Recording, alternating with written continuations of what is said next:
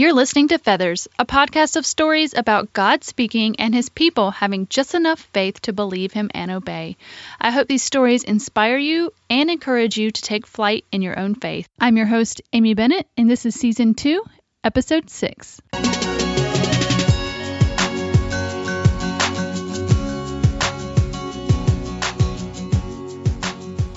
Well, hey friends, and welcome to this episode of Feathers. I'm so glad you're here. Today we have Becky Keife. Becky and I actually know each other through the Deeper Waters Ministry and the website, but we have not really connected before this podcast. But Becky and I had so much fun. We actually ran a little long on our time for this episode. It's right at an hour, so I don't want to take too much time in the introduction here. But Becky is a mom of 3. She lives out on the West Coast in California, and she is just a pure delight. And today she talks about something that we talked about with Kate Battistelli last week about having a desire in your heart and knowing where that comes from and how God answers that. And she did have a desire of her heart to have a friend to do life with. And I believe that is a God-given desire that we are in community. And we can see through her steps of obedience how God totally answered that and really gave her much more than she had planned. So I hope you enjoy this conversation with Becky Keife. Well, welcome to Feathers, Becky. Thanks, Amy. It's great to be here with you. I'm so excited to talk to you. I know. I've been looking forward to this. Yes. So why don't you introduce us to your family? Okay. Well, I have been married to my husband, Chris. We'll be celebrating 10 years in a couple of weeks here. So that's exciting. Ooh, that's a big one. Yeah. Yep. And he is a women's volleyball coach at Azusa Pacific University, which is a local Christian college here in Southern California. And we have 3 boys. Our oldest is Noah, who is 6.5. Elias is 5. And Jude is 3. So our hands are very full and very blessed. My goodness, you almost have, what do they call, like Irish twins? Yes, I never expected God to give me 3 boys in 3.5 years when I grew up in a house full of girls. So this is quite a wild life I live. Wow, I love your Instagram. You always have your boys, and they're so sweet. Oh, thank you. They are very sweet. I call them sweet and salty because always have these salty necks because they just run nonstop. They have like 2 speeds, running and sleeping.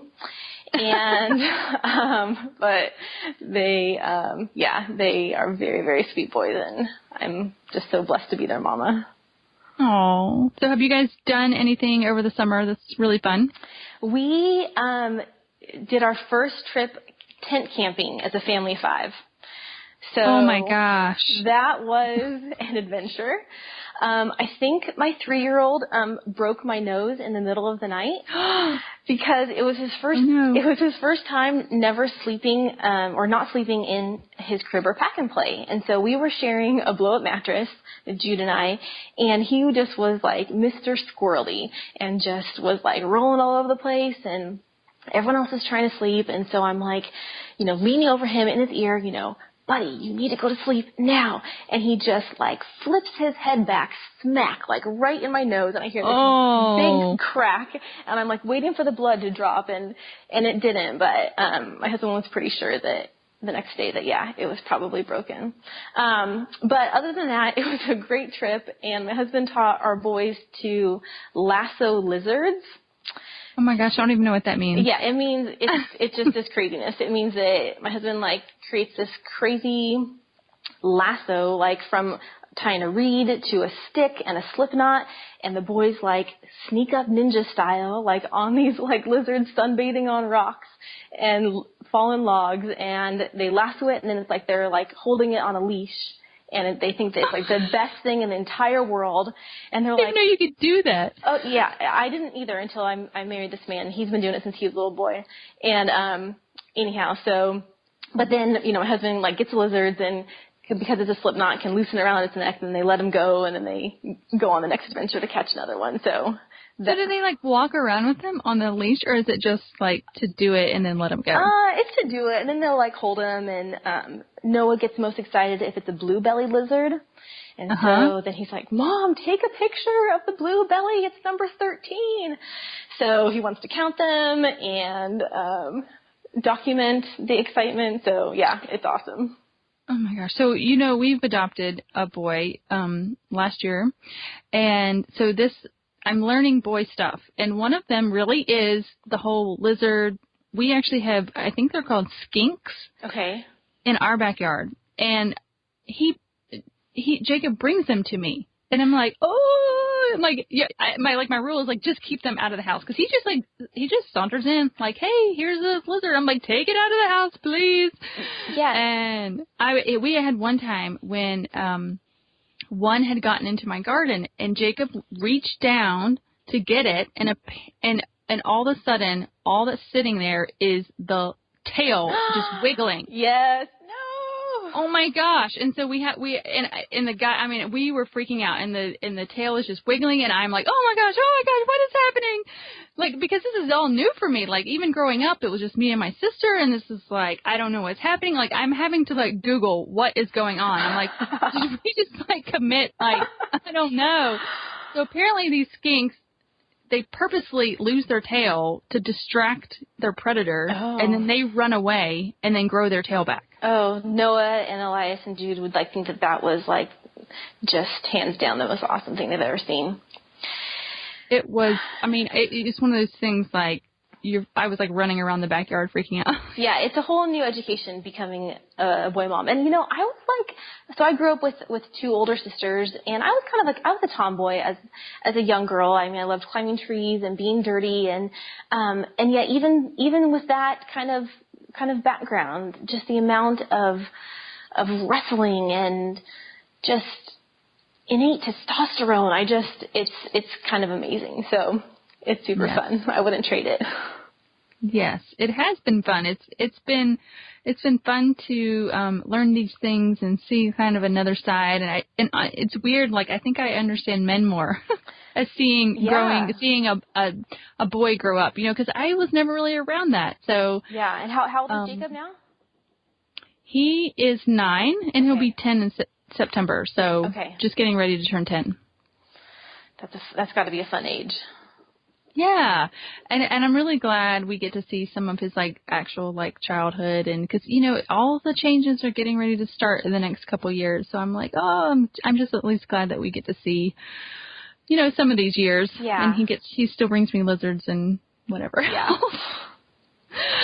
Love it. Maybe one day if our families' paths ever cross, then my boys can teach Jacob how to lasso lizards, and they can go off and adventure together. That would be awesome. Jacob would love that.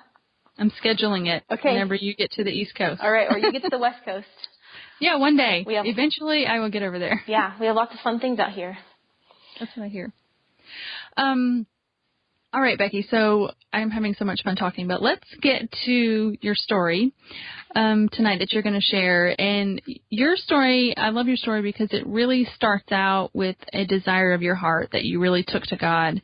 And he started to walk you through these steps of obedience to not only fulfill that desire, but then to do so much more than that. So how about you take us back and start us off when this particular story started?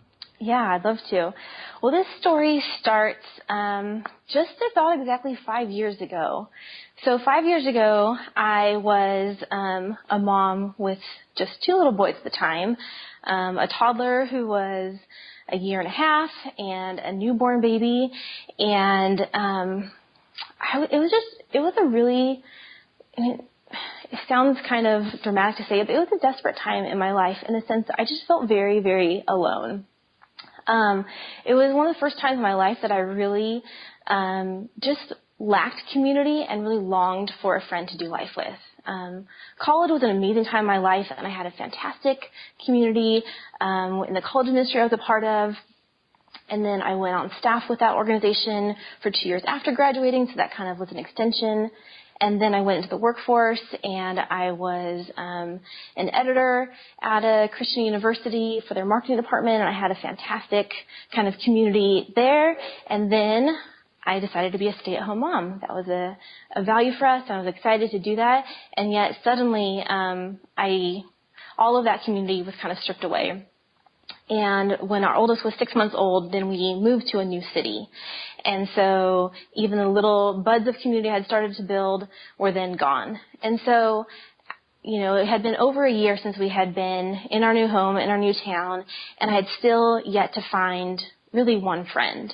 And it was just a deep desire and longing in my heart. At the time, I was working part-time from home, and so all my time was spread between these two little people who needed me 24/7 nonstop, and then trying to, work part-time in the fringe hours of morning and night and nap time. And, I just felt very, very alone. And so pretty soon after even my first son was born, I just started to pray. I'm like, Lord, I just need a friend to do life with. And I still had quality women in my life, but I would describe they're on the periphery of my life, either because of life stage or geography. I had some friends with young kids, but they lived, 45 minutes away in either direction.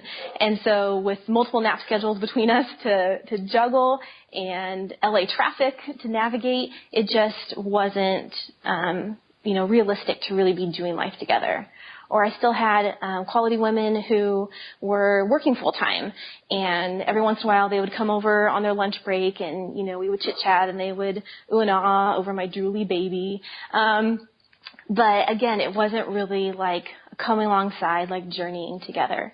And so I just really was longing for that. Now, knowing the importance of community, really when my first son was born, I had heard about MOPS. Which, have you ever done MOPS, or I'm sure you're familiar with? You know what? I know MOPS, Mothers of Preschoolers, yeah. Right? And there are some, I don't even know how it works, but I know there's some groups of them that meet nearby, but I don't know. I don't know what year they started. I feel like they must have been around for a long time. I mean, my first was born in 2002, and I'm pretty sure they were around, but like for whatever reason, nobody was doing it. Okay. Or I didn't know about it. So as I have, blogged through the years and have seen people connect online, I see people talking about MOPS. I'm like, man, I feel like I totally missed out on that. Yeah, so I'm not even sure exactly how I had heard about it, but I knew enough to know that there was this thing called MOPS, which were groups of young moms meeting at local churches, and I heard that maybe there was like a hot, yummy breakfast and time. Sign me up. Sign me up, and, and nurseries and classrooms for my kiddos, and a time where I could connect with other moms. And so I really wanted to be a part of that, and I was like, that's the way to meet moms in my community. So I had joined a MOPS at a local church in the city that we first lived in when our son was born, and then we moved. And I'm like, okay, well, it doesn't make sense for me to drive like 35 minutes. I need friends in my community. So then I joined another MOPS the next year, and looking back, I think it was a combination of things, but neither group just was really a fit. I think a lot of it was just me of expecting those friendships to develop on their own, or expecting other people to see my need and reach out. I don't think I was in a place at that point of really knowing how to be authentic in a way that let people in. I wanted to have it all together. I wanted to be the smiley new mom with the happy baby. And so after a year and a half of trying two groups and yet still being in this place of I really didn't even have one friend who I could call and say, let's go to the park. I was really that mom who would strap my kids into the double stroller so they could be contained, and the fresh air was my sanity, and I would like walk in like the little old town village near my house, like up and down, and grateful for where God had me, grateful for these blessings of these babies, and yet still just very, very alone. So anyhow, so it was 5 years ago this summer that I was just really wrestling with that and asking God, okay, the fall is going to start. Like, what should I do? Should I give this MOPS group another try? Should I just give up? Should I like join some Gymboree class? Like, I don't know, God. Like, what do I do? Because I can't keep going on like this. I just feel like even though my husband, loves me and wants to support me, there's something about having someone else who's like in the thick of it for, 10 hours a day when he's at work to just do it together with. So it was kind of through a an unfortunate circumstance that I ended up finding out about this other group that I hadn't heard of. It was similar to MOPS, but it wasn't under the MOPS umbrella. So it was just another local church that had a ministry for moms. And it was actually a church. My aunt lived locally. And one day I woke up and my back and neck were completely in spasm. Like I could barely even move. It was like searing pain to like reach down and like pick my baby up from his bassinet. And my husband was out of town, and I was like, what do I do? Like, I can't take care of these kids today. Oh and so the only person I thought of I could call was my aunt. And so she came over with like hot packs and Advil and, you know, she was like trying to like rub out the spasms. I think it was just like from being kinked all night from nursing. I don't know what it was. But anyhow, she was kind of asking me, you know, like, how's the stage of motherhood going? And I was kind of like, you know what? Honestly, it's really hard. I love it and I'm blessed, but it's really, really hard and I feel really alone in it. And it was then she was like, why didn't I ever think of it before? Have you heard of Mom to Mom, the ministry at my church? And I was like, no. And so she told me all about it and just really encouraged me to give it a try. And, you know, at that point, part of me was feeling like, but what if it doesn't work again? But what if I put the energy in there and right? What if I go and like everything it takes to like pack 2 diaper bags and drop off kids who don't want to be dropped off in childcare and make small talk that I don't really like making, and you know, and to really still have that deep longing in my heart for a friend who really knows me and a friend who I can really know. But I ended up feeling like the God was saying, Becky, you have been praying, and this is the door that I'm opening, and now it's your job to walk through that door. Mm-hmm. So I ended up, my aunt gave me like the email address for the girl who was coordinating the ministry, and I emailed her to say, hey, you know, I'm interested. Is there still spots? And she said yes, and she even drove to my house to drop off the registration forms, which I thought was kind of cool, oh, nice. kind of crazy. And so I decided to go to this new moms group on this first day. And I remember that morning, like my son, like my toddler spilled his cereal milk on my jeans. And then I was and then the baby like spit up on me. And, you know, it's kind of like everything felt in that moment stacked against me, but I'm like, I will go. And so that first big faith step was walking through those church doors into a huge room full of women, not knowing anybody, and really putting that is scary. It was, and really, you know, I'm feeling like, does everyone else know everyone else, and I'm the only one who doesn't know anyone, and just not really knowing what to expect or what it was going to be like, but, you know, just saying, yes, God, I trust you. I trust that you have heard my desperate pleas for a do life with friend, and I trust that that you have good things for me. So it was, that was the first big faith step. And I'm so thankful to be able to share that God did just a mighty and just profound work in my life through that ministry. Over the next 3 years, I got to know the women, and he really taught me through that time of how to be the friend that I longed to have, and how that was really the key to developing authentic community. It wasn't always easy. Like, not every gal that I met at the park for a play date was that kind of soul sister, kindred spirit that I was longing for. And, you know, kind of having to navigate this new friendship road. And, you know, how do you say thanks but no thanks into, like, getting together again if it just isn't the right click? Or how do you go out of your comfort zone when, you know, maybe you're tired or you're up all night with a baby, but just pushing forward to say, like, this is a value, and God has opened the door, and so I'm going to continue to take those baby steps in walking through it. And so you've talked about, and please stop me if you're going to get to this, but you've talked about not really understanding how to put yourself out there as, you know, authentically, and learning how to be that type of friend. Mm-hmm. Is there anything that you could share with folks listening that would be like tips?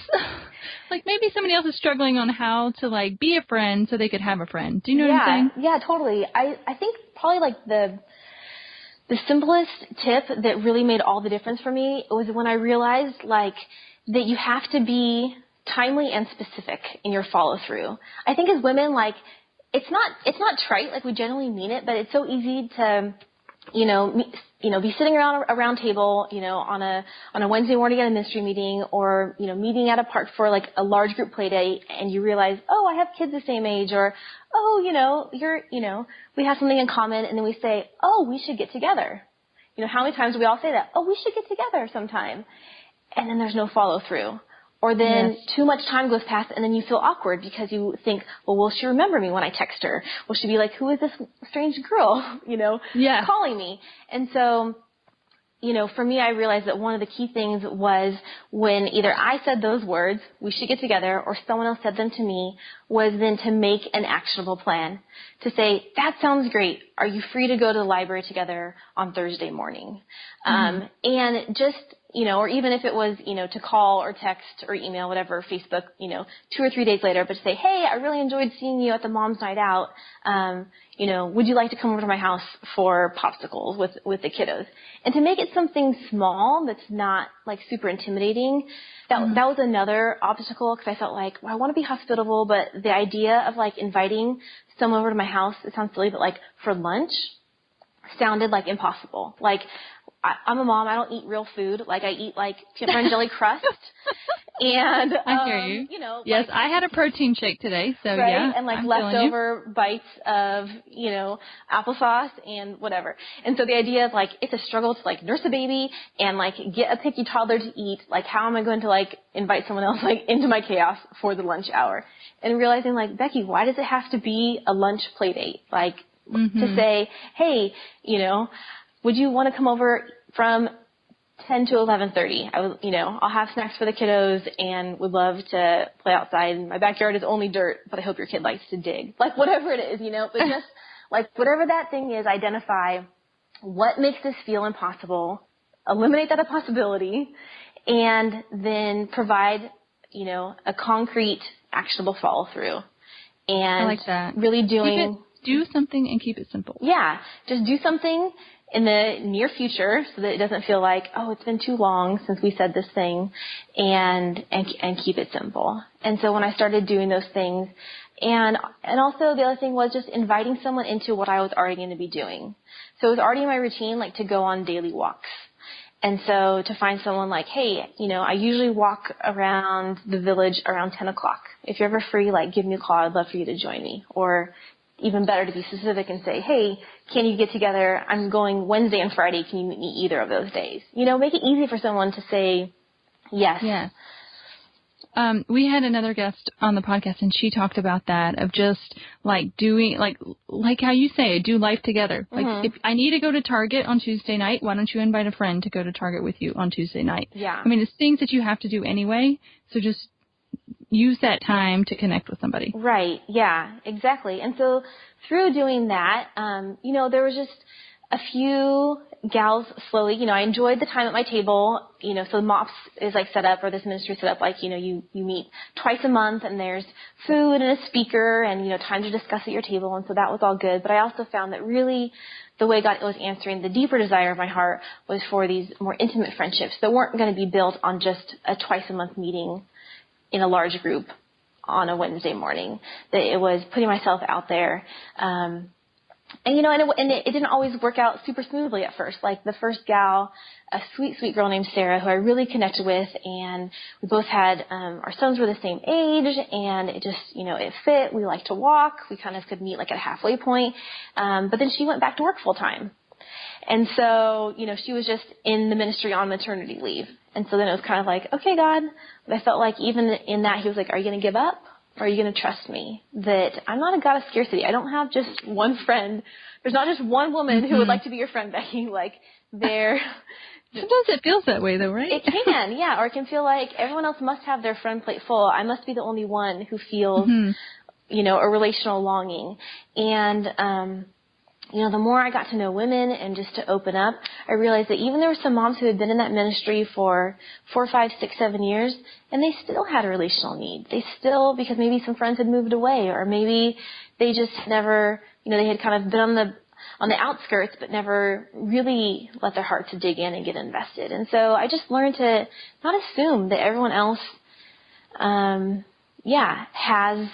has that need for a Do Life with friend met. And if they do, that doesn't mean that their heart can't expand for another one. And so to put myself out there. Another just joy in being a part of that ministry was seeing a community rally around me in a time of need. So after my first semester of being involved in this mom's ministry, Mom to Mom, my dad passed away suddenly in January of that year. And, I still felt like I was getting to know these gals. I didn't really know people. And yet all of a sudden I had women calling me saying, Becky, I heard about your dad. Can we bring you a meal? When can we bring you a meal? I want to set up meals for you, and I was just kind of in this whirlwind of grief. And I was like, I don't know what I need, but if you want to bring over a casserole, I'm going to say yes, and it just was this deeply ministering thing to my heart of these women, they're authentic, and it gives me the freedom to be authentic back and to come when I still didn't have it all together, and that I could, ask for prayer and share my grieving heart. And, there was women who were willing to be in the thick of it with me, and that in turn I would be able to do that for them. And then after a year, I was so blessed by being a part of this ministry that I applied to be on the ministry team. I didn't even attend this church, but it was a large group, and it wasn't a requirement to attend that church to be a part of it. And so I started as the publications coordinator. I was like, God, how can I use some of my gifting? And so I wrote the newsletter and did the calendar, and anything that just needed some words or pizzazz was kind of up my alley. And so I saw, I didn't expect that next step, but that God really met a longing I hadn't identified, but to be part of a team again. It's like we can feel kind of on these little islands as moms. I'm taking care of my kids and doing stuff, but to collaborate with other people towards a common goal just felt really life-giving. And so I loved being a part of that, and I did that for 2 years, and I just got to this place of just being in a really sweet spot that I had, honestly, more friends than I could count to get together within a week, Oh, I love that. And not just I had many acquaintances, but several, me, when I call and that little desperation in my voice, and I'm like, we need to go to the park today because these children that I love are driving me crazy. Or, to one of my good friends, Amy, I met through this ministry, and she was, several steps further along in the motherhood journey. She had 4 kids, and her 2 youngest were similar ages to mine. And, she just gave me that confidence and freedom just to be exactly where I was at as a mom, with messiness and with a strong-willed kid and with not knowing all the answers. And I just felt like, Lord, thank you. You've answered this prayer for one friend abundantly, with many Do Life with friends who are teaching me how to draw closer to you, who are teaching me how to be a better mom, a better wife, just by walking together in this journey. And so it was such a sweet time, which was why it made it really unexpected that God asked me after 3 years to leave that ministry that I loved, and that was an answer to prayer. So throughout those 3 years, we had been in our city for quite a while, and had found a home church that happened to not be the church that I was part of this ministry. And slowly, our home church, called Cornerstone, started a little moms group. It started with just a weekly play date, and then a couple of years later, it actually started a MOPS ministry, which started out really tiny and really slow as just a once-a-month meeting. And I was super involved in this other ministry, part of the ministry team and all this stuff. And so, but I knew some friends who were going to the one at my church. So, I kind of would try to go to the once-a-month thing at my own church just to support it and spend that time with my friends. But then over that 3rd year of Mom to Mom, I felt like God saying, Becky, the passion that I've given you for community and how you have known the need for it and see me need it and see a thriving ministry, how it works on the inside and how it grows and reaches moms, I want you to take those skills and that vision and help grow what I am now doing at your church. Multiplication. Yes. But I was like, well, that sounds fantastic, but I don't really want to leave my happy little place now, God. Yeah. You know, I don't want to leave this place where I asked you for the blessing of community. You answered that prayer, and now you're asking me to give it up. It was kind of a hard pill to swallow, but I can imagine. Yeah, but as I thought about it, and I thought back to the Becky that I was 3 years ago, it ended up really not being that hard of a decision, because I realized that God had equipped me just in a very unique way to have come kind of just a 180 from being so lonely and just so needing those do life with friends to really seeing the transformational power that has in a young mom's life, that I really wanted to be a part of providing another place within our community, kind of in a different sector of the city, to reach those moms and to provide a place for that. So what was very interesting, I think one of the questions that you asked ahead of time was, how did God confirm these different faith steps that he has asked us to take? And one of the ways that he confirmed this next faith step was, so there was one of our associate pastors at my church, his wife, Vanessa, had been kind of one of the people starting this new MOPS group. And so after a few months of kind of percolating on this, and Vanessa knew that I was really involved in this other ministry, and so there was no pressure to help out, but she was just happy to have me there when I could. But after a while, I just felt, that this really was what God was asking me to do, was to leave Mom to Mom and come just be whatever kind of support person she needed me to be. And so I remember one morning telling her, hey, this is what God has been telling me. I want to be available to help next year. Let me know what you think that might look like. And she was like, really? And I'm like, yeah. She's like, well, I haven't really told any people this, but we're leaving. I'm like, what? You're leaving? She's like, what? She's like, yeah. Toby got a senior pastorship up, I think I can't remember now, Oregon or Washington. So without even knowing it, she was already aware that there was going to be a need for the following ministry year, and God had already been preparing my heart to step in. That is so cool. And she was like, I love that. She was like, great. You can be it. And I was like, whoa, that's not quite what I had in mind. But pretty much I knew that is what God had in mind. And so, it was kind of a whirlwind of saying goodbye to the friends that I had loved. I mean, we still could see each other, but just this ministry and how much it had meant to me, and how God had used it to really call me back to himself in a lot of ways. But the excitement of, just that multiplication like you were talking about, of saying God, we're not meant to keep the blessings all to ourselves and just live in these comfortable places. You want us to go and spread the good news that you are God who sees everyone, and you see moms in our joys and our struggles and our dirty diapers and our all of it. And I was just so excited to get to walk in that next step. I love that. I love that God was preparing you before you even knew what to be prepared for. Yeah.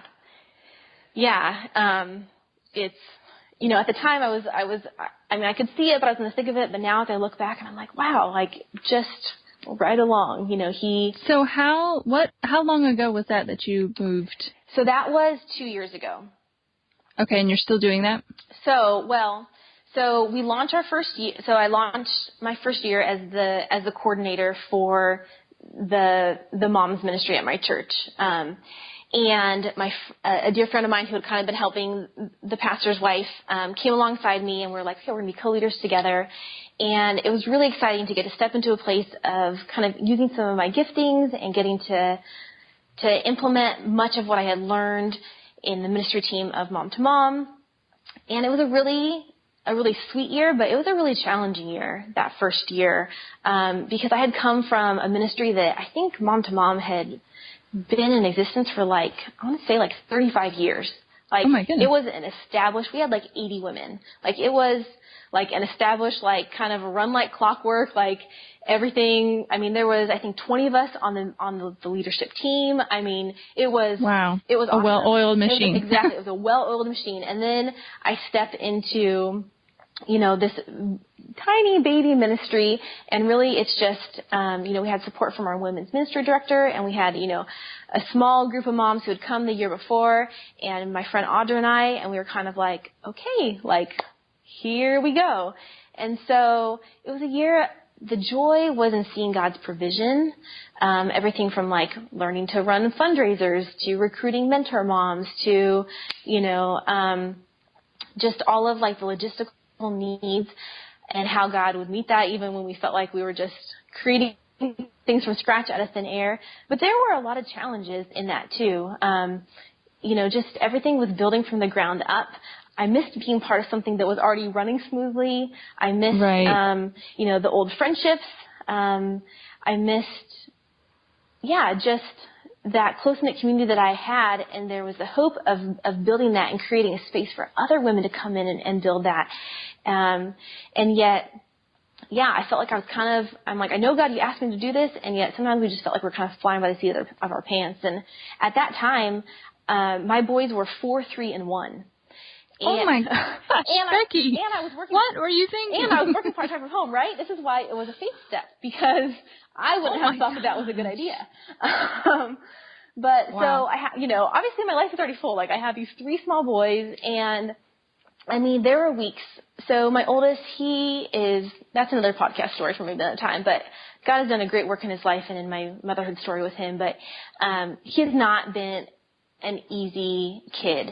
And so I'm like leading this ministry, and there are times where it's like there's a child care worker who is like having to like wrench him off of my body.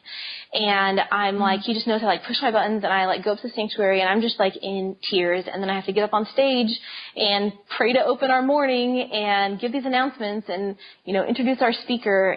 And it was just, I felt stripped. You know, I'm a person who I've struggled with perfectionism and people pleasing and performance, and I feel like, oh God, like you've grown me in those areas, and then being thrust into this role kind of brought those struggles back, because I felt like this is not as shiny as I want it to be. Like, I'm glad people think it's going well, but behind the scenes, I feel like we're kind of falling apart. And it just, and especially coming from the well-oiled machine of mom to mom, you know, my frame of reference, I think other people just were so blessed to be there, and I really needed to hear that. But for me, the comparison was the contrast was so drastic that a lot of times I just felt like we were floundering. And so, you know, it was one of those faith steps that I never felt like, God, am I supposed to be leading this? Do you want me here? I knew for sure that that's where God had me, and yet it didn't mean that the road along it was easy. But the biggest lesson I learned through that was that it was God's ministry.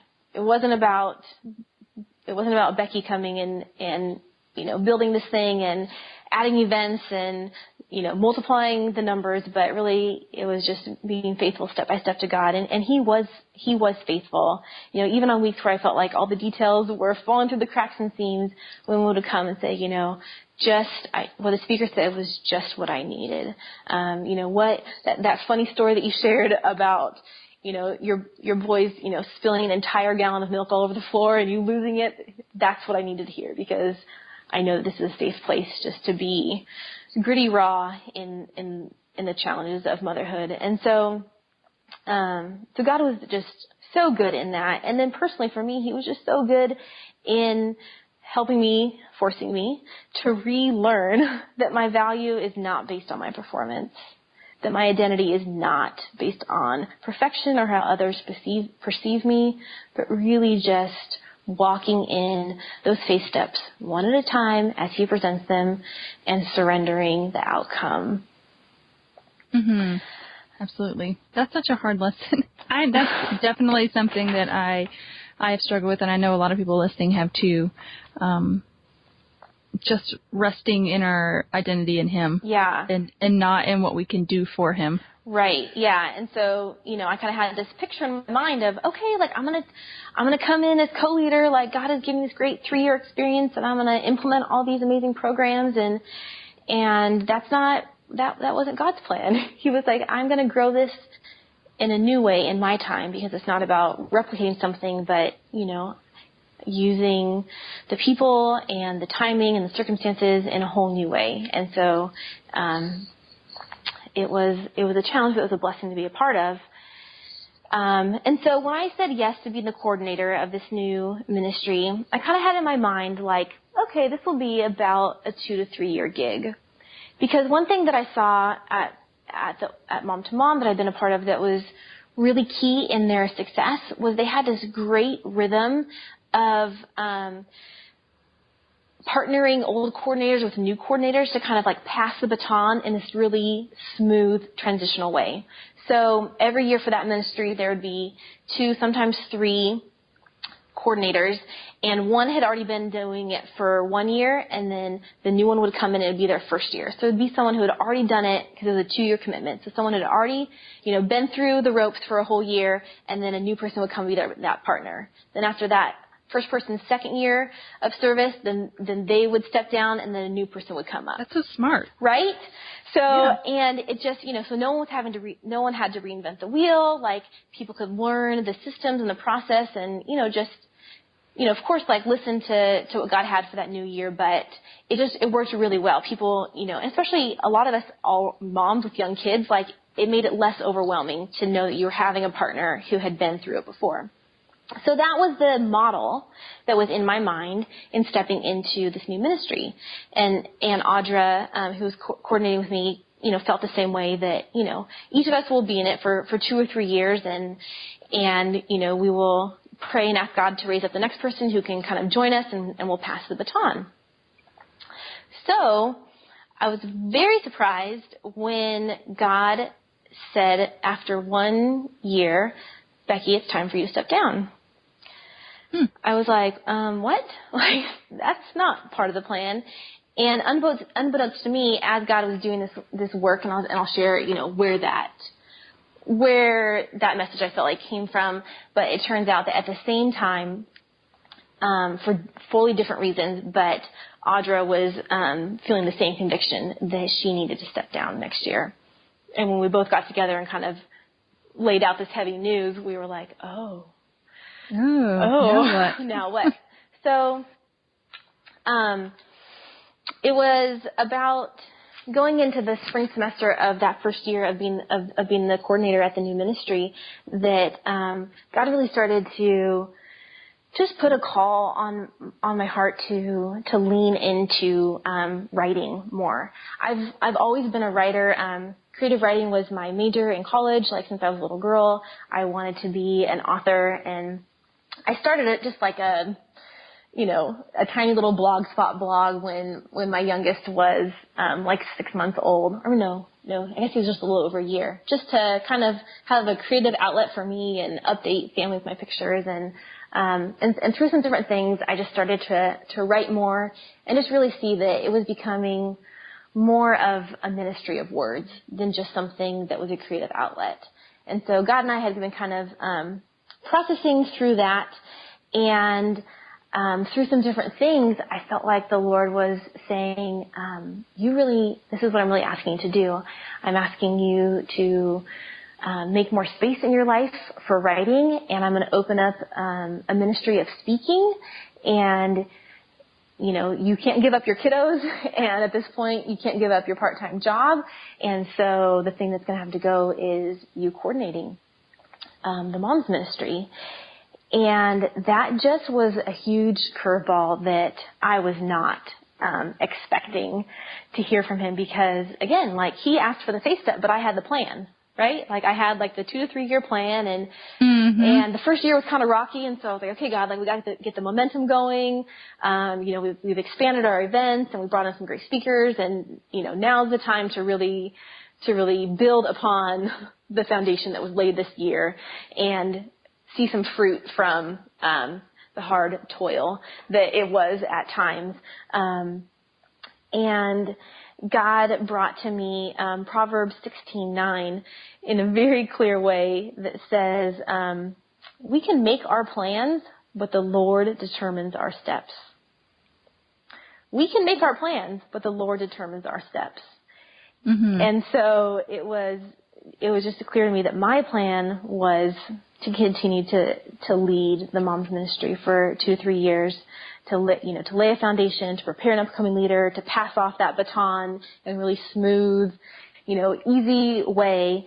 And yet God was saying, like, that's not the plan. I'm asking you to take a next step, and your job is to trust me, and to also trust that I have other next steps for this ministry as well, which was really, really scary because there wasn't another person to step up in sight at the time that Audra and I both really felt confirmed in the fact that we couldn't continue in the leadership role that we had been in that last year. But yet at the same time feeling confident that this was a ministry that God really had his hand on and that was vital to our church and to our community. We had a lot of moms who weren't even from our church who were coming, who had seen the sign at the local coffee shop and just come.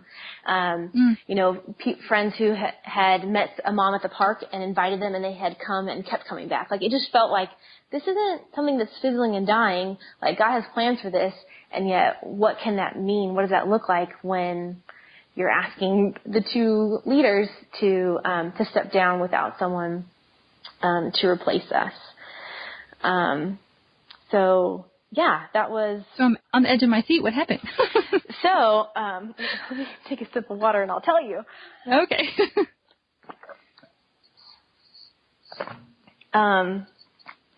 So I sat on it for a long time. Like, up until this part of my story, this was the hardest step for me to take. Even though the other ones, going to the mom's ministry and not knowing a soul, like, that was scary. And, saying goodbye to the community that I loved in order to step into the unknown of a new ministry, that was scary. But it felt more certain. So now God was asking me to step out of this unknown, to leave what felt like a hole and a burden on the church and on the ministry for something that felt not very concrete. To say, okay, I have a call to write and speak. Like, what does that mean? Like, no one's banging down my door, like, saying, come speak at our events, Becky. And so, there was a lot of doubts, like, God, what if nothing develops from this? What if I walk away from the mom's ministry and there's no fruit in my writing and speaking to show for it? And what was so amazing was God took me back to what turned out to be some prophetic words of encouragement and affirmation from a friend months before all of this took place that really was a key for me walking in obedience. And actually, so my friend Mindy Rogers online. Yes. So she and I had just met at this point, like 4 months before, going to Loom, which is a bloggers conference for Christian women. And anyhow, so Mindy lives in my hometown, and yet we didn't meet until going to this thing in your neck of the woods in South Carolina. And so this was like 4 months after Loom, and Mindy had quickly become like one of those like soul sister, like kindred spirits. But yet we didn't know each other that well. It had only been a few months. And right before this, God had just been doing a couple of significant things with my blog and with my writing, being unexpectedly featured on some popular blogs and websites, and just these things that I was like, Lord, how is this even happening? Like, I'm not striving for these things, and yet you're opening these doors, and what does this mean? And so after a couple of these things had happened, I get this text from Mindy, and I want to read part of it to you. She said, totally honest heart here. I think you have a call on your life to write. I encourage you to ask God how you can create more time to write. Lean in and do whatever he tells you. I know you will because you already are. Build these events like an altar of reminder of the call on your life. I don't think this is just a passion for you, Becky. I think writing is your purpose. And then she went on to say, I know I cast out a lot of lines and fished them all. So far, no bites, so I keep them all in the water. But could this be a tug, a bite? Are there any lines you can pull out of the water so you can fully fish this one of writing more? Jesus made Peter get out of the boat on his own. Jesus didn't pull Peter out. Jesus encouraged and called, but didn't pull him. I'm praying God shows you how to get out of the boat, how to commit to walk towards him in a way that seems impossible. So I am now in this place of like just struggling and weighing, am I hearing you right, God? Am I supposed to step down as coordinator? What does that mean to lean into writing?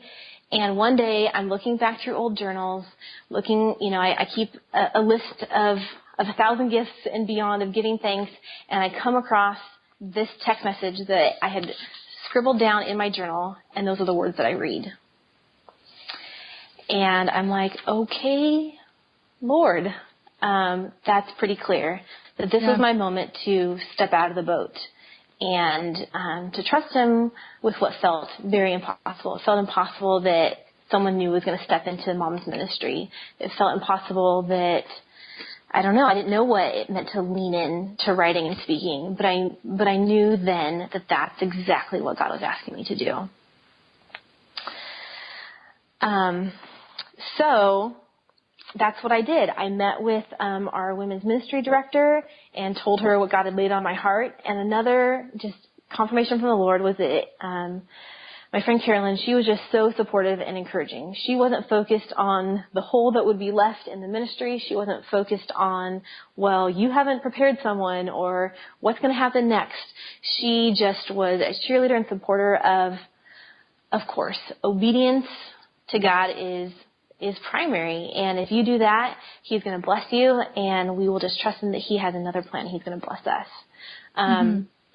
That's so good to have that kind of support. Yeah, it was. And I wouldn't have blamed her if she was, I knew she was going to be loving and supportive, but if she had, voiced some concerns or felt like, hey, well, can you come up with a short list, or can you talk to so-and-so and try to convince them to be, to step in and take your place, or, there's all sorts of reasonable responses that she could have had that would have still kind of put a little bit of the responsibility on me and Audra, rightly so. And yet that wasn't how it was at all. It was just walk in faith, just go. And so it was pretty incredible because, like God does, he doesn't work in isolation. So as he had been stirring, just like he had been stirring it in me before I knew that Vanessa was leaving, he was stirring in someone else. And it was a mom in our ministry, a friend of mine who is remarkably gifted, my friend Kimberly, and God had been doing some different work in her life and was, for different reasons, kind of calling her out of the ministry role that she had been in. And so when I shared this with our small team, that this is what God was saying, it was later that she was like, I think he is asking me to step in. And never in a million years would I have guessed that it would be her, only because I thought she was already committed to XYZ, but I didn't know the behind the scenes of what God was doing to free her up. And Kimberly had a similar story in the sense that this mom's ministry was a place that she was deeply ministered to, or by. And so she had a heart to, again, replicate and pass that on. And I just have to say that, I thought that my job was going to be to lay the foundation, to build programs, to implement some systems, and then to watch it soar. And that wasn't the plan. Mine was to do the first step, and Kimberly's job was to make it soar. So this last year, I participated in this mom's ministry, but I was not the coordinator. Kimberly was, and it was amazing. It was beautiful. Like, she was like, you know how it just like a room lights up with energy when someone is living out of their gifting? Yeah. Because as much as like, she has like 3 kids too, and she works crazy hours at a part-time job. And, this girl is maxed. And yet all of the hours and effort and stuff, it was life-giving to her, and then it was life-giving to everyone. And just the ways that God used the foundation that he allowed me and Audra to help lay that first year it was just so apparent, like this beautiful puzzle coming together of how then Kimberly could just like step on that foundation and then just really launch this ministry in ways that I, my gifting wouldn't have allowed me to do that. So that was one amazing blessing of an aftermath of the saying yes. The other key part of that was how God provided for the moms ministry. And the other thing was that I am just so amazed to say that God really has been so faithful in the past year. When he said, lean in, Becky, and I will open the doors, and he has done that. In the last year, I launched a new blog. I moved from Blogger to WordPress, and now I blog at a new blog called Awaken to Wonder at BeckyKeife.com. And being freed up from those ministry responsibilities, I have been able to lean into a ministry of words, and I've written more in the last year than I ever have before.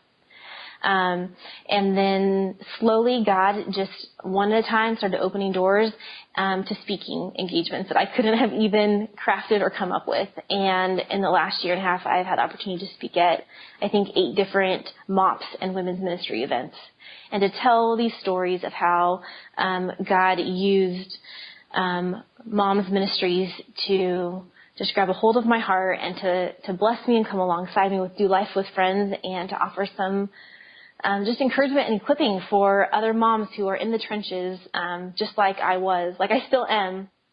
And really, I just feel like I am more alive than I've ever been in really just doing the things that God created me to do. And I would have never been able to conjure it up myself. And in my writing, he's opened some, pretty unexpected and exciting doors of just getting to guest post on some blogs, and like be a part of the new Deeper Waters ministry as that has launched. And, just all these things one step at a time, as I look back and think, if I had dug my heels in and said, no, God, like I'm going to stay in this leadership position, there just wouldn't have been enough hours in the day to walk through the other doors that God wanted to open. And so, well, I think it's just so beautiful to think about the beginning of your story, where you're just so lonely and just had such a deep desire. And now it's like overflowing, and you're helping other people do the same thing. And I just think that's so like God to, like you said, he doesn't, work in one way. He's right. working in so many different ways, and he can fulfill the desires of our heart, but also help us to do the same for other people. And that's what I think is so awesome when we see these people go through these faith steps and start really being obedient, that you'll see that it usually is for the benefit of somebody else as well, but at the same time fulfilling those desires in our own heart. So I just love that. Right. Yeah. And 5 years ago, just being that mom of just, crying out, please, Lord, like someone, laugh over, I don't know, baby food making and go to the park together with, not even having one friend, to then him bringing me to the point of, getting to be the one who is, standing in front of moms, knowing that there's at least one, if not many women in each of the rooms I've gotten to speak at who are feeling that exact same way. So they feel like they're the only one floundering, they're the only one struggling, they're the only one who doesn't have that Do Life with Friends, and to be able to share some of that story, or whatever story it is that God laid on my heart or asked me to speak about at that particular time, that, it was each of these faith steps that were really building blocks, one on another, to live the story that God had laid out and that he knew about all along. And it builds my faith to remember and to think about it. And really, that's one thing that I want to be sure just to leave your listeners with, that as I think about faith steps, that I think about that thing that Mindy said about building an altar of remembrance. And at each one of these critical steps, the thing that really helped me to say, yes, God, I'll step with you again, was taking time to look back and remember what God had already done in the past. Because when I did that, it bolstered my faith to trust him for all of the unknowns in my future. Mm-hmm. And I love that too. Just for people listening out there, if you haven't really lived a life of, really stepping out on the, out in the water, from the boat kind of thing, is to, the whole point of this podcast is for you to hear how God is doing that in other people's life. And, if you look in Hebrews, he talks about, basically, the Hall of Fame of faith, right? Yeah. And he's been doing this for years and years and years. It's like, he's so faithful. And you're so right. If we just look back to see what he has done in the past, we can just trust him and move forward for the future. Yeah, exactly. One of my favorite scriptures that God used in my life throughout this whole story is Colossians 4:2, and it says, "Devote yourselves to prayer, being watchful and thankful." And that's really what this started with. Was just I wasn't devoted to praying about a lot of things, but I was devoted to praying for that Do Life with Frank. Somehow I just knew that was just a key to just going from like barely surviving to really thriving in the season of motherhood that I was in. And then the second part, so devote yourself to prayer and then being watchful. That I had to have my eyes wide open to God. Okay, I'm praying. Like, how are you going to work? And so I had to watch that crazy, awful, spasming back morning where my aunt came over and then told me about this ministry, that was an opportunity to say yes to, and then to be thankful, in every step of the way. And that there's blessings that will come that maybe aren't the ones that we asked for, but they are the ones that he knows our hearts need most. And so that's something that I've just clung to throughout those steps and many others. Well, thank you so much, Becky, for sharing your story. I've just really enjoyed it. So, Becky, if people want to find you online, how can they connect? I would love to connect on my blog, which is beckykeife.com. You can also find it at awakentowonder.com. Both URLs will take you to the same spot. And then I'm on Facebook and Instagram and Twitter, all super simple, at Becky Keife. BECKYKEIFE at Becky Keife. And Instagram is one of my favorite places to hang out and share the moments of wonder and my crazy boy crew. And so, yeah, I would love to see you there and give a shout out that you connected through Feathers. Yeah, absolutely. She has a great Instagram feed, so go check her out. Well, thank you so much, Amy. Oh, you're welcome. Thanks for coming on today. All right, take care. Well, I hope you enjoyed that conversation with Becky. You can see how sweet she is and what a sweet spirit she has. And what I take from her story is that even though that she had this desire in her heart for this friend, and it was a good thing and a God thing, is that she still had to step out in faith and obedience. And there was times that she was scared. There was times she just wanted to quit. There was times that it didn't go right. And yet she still had to learn to trust God in the next steps that he was calling her to. And you can see that there's no way she would have said that she was gone from, a lonely, desperate mom at home to actually leading a ministry or even to being a blogger and speaking to women about having friends. And that was just such a transition, and it really comes by going step by step to what God has for her. So I hope that encourages you to do the same in your life. Remember that you can go over to featherspodcast.com and get the show notes, and you can also sign up for the email list while you're there so you can get an email every time that a podcast episode is released. So, guys, I hope you have a wonderful week, and we will see you next time on Feathers.